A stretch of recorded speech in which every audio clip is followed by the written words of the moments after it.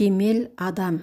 Жуырда Алматы қаласы Самға баспасынан шыққан Кемел адам кітабын оқып шыққанмын.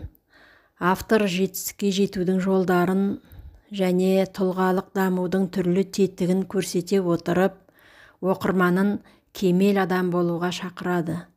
Бұл жеке өміріне оң өзгеріс енгізгісі келетін әрбір жасампаз адамға арналған мотивациялық кітап екен. Сол кітаптан алынған үзінділермен таныса отырыңыздар. Ұлы мақсат, биік мұрат. Лев Толстой саналы адамға ішіп-жеп, ұйықтап ояну өмірдің негізгі мәні бола алмайды деген екен. Әлбетте солай. Бұл ғаламға келіп кеткен небір данышпан, хәкім атаулы өмірдің мәнін, адам баласының бұл дүниедегі ұлы мақсаты мен биік мұратын іздеген. Шәкәрім Құдайберді ұлының білімділерге бағыштап, Алланың адамды жаратудағы мақсаты не? Адамға тіршіліктің не керегі бар? Ең жақсы адам қандай кісі деген сынды пәлсапалық сауалдар жолдауы тегін емес. Әуелі айтарымыз, өзін терең танымаған, өмірдің мәнін түсініп, жаратылыстың түпкі мағынасын ұқпаған адамда ұлы мақсат пен биік мұрат болмайды. Ондай пенде шынайы кемелденіп, кәміл адам дәрежесіне көтерілу екі талай. Абай атамыз адамды сүй, Алланың хикметін сез, не қызық бар өмірде, онан басқа деп өмірдің мәні адамзатты сүю мен Алланың хикметін сезу екенін айтады. Алланың хикметі тіршіліктің мәні болмақ.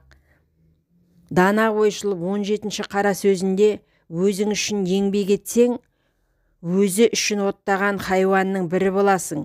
Ал адамшылықтың қарызын өтеу үшін еңбек етсең, Алланың сүйген құлы боласың, дейді. Осындағы Абай айтқан адамшылықтың қарызы деген не? Меніңше, ғұлама адамшылықтың қарызы деп адамның жаратылудағы негізгі миссиясын айтып отыр. Олай болса, адамның негізгі миссиясын Құраннан іздеп көрелік. Алла тағала бірқатар Құран аяттарында адамды халифа етіп жаратқандығын білдірген, яғни ұлы жаратушыны танып біліп, ғалам атты ұлы көрмедегі әрбір теңдессіз көркем туындыға тамсанып, ұлы шебердің құдіретіне бас иіп, өзіне берілген нығметтерге шүкіршілік ету, жер бетін гүлдендіріп, көркейту, міне осылар адамның халифа ретіндегі түпкі миссиясы. Яғни адамға жер бетін көркейту үшін Алла өз атынан өкілеттілік берген. Халифалық Алла мен адам арасындағы осынау қасиетті өкілеттілікке айтылады.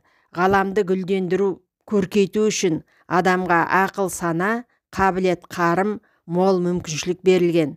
Адам өзіне жүктелген ұлы миссияны орындау үшін әрдайым дамуға, кемелденіп жетілуге міндетті.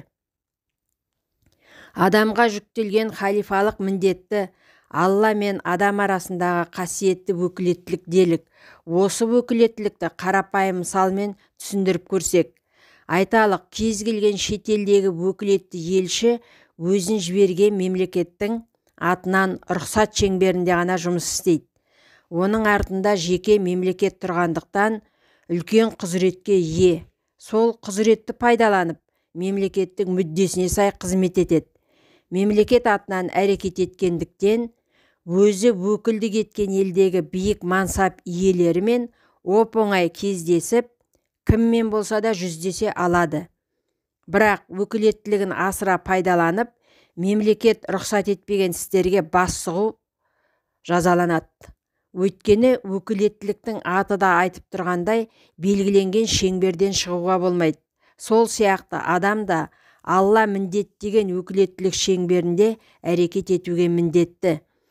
Адам баласына жаратушы тарапынан мына дүниені көркейтуге, гүлдендіруге үлкен мүмкіншілік, өте ауқымды шеңбер, саналуан қабілет қарым берілген. Кез келген істі бисмилля деп Алланың атынан бастауының сыры осында жатыр. Бұл Алланың атынан әрекет ету деген сөз. Ал адал мен арамды Алла берген осына өкілеттіліктің ұлықсат пен тыйым шеңбері деуге болады.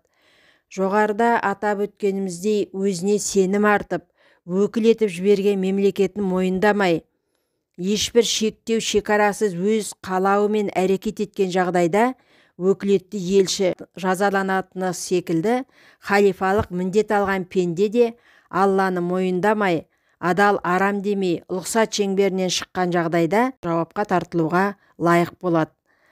Адам өзіне жүктелген осынау халифалық миссиясын ұмытып, Алла мен өзі арасындағы өкілеттілік жібін үзіп, дербес әрекет етуге талпынған кезде, өмірдің мәні мен мына дүниеге жіберілу миссиясын, ұлы мақсатын жоғалтып алады. Кез келген жеміс бұтағынан, яғни өзегінен ажырағанда шіріп бүлінетіні секілді, адам да Алласынан алыстағанда бұзыла бастайды. Барлық рухани проблемалар осы жерден бастау алады. Өйткені ұлы мақсаты жоқ, басы бос адам, кеудесі қаңыраған қуыс адам. Мұндай адам көбінесе мазасыз күй кешеді.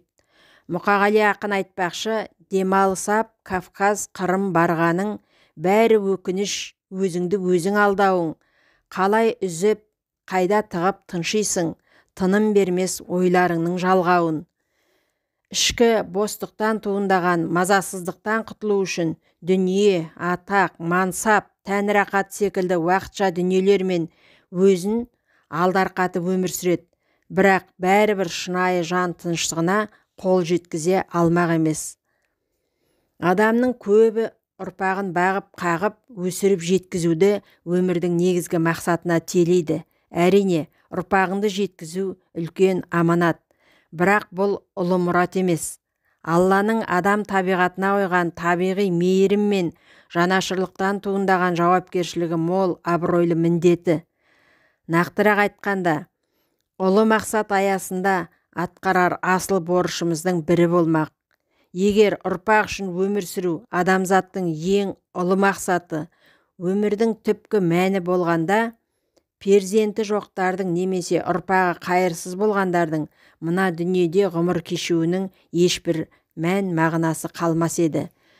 Тіршілікте жасалатын әрбір істің өзіндік мақсаты мен мәні бар.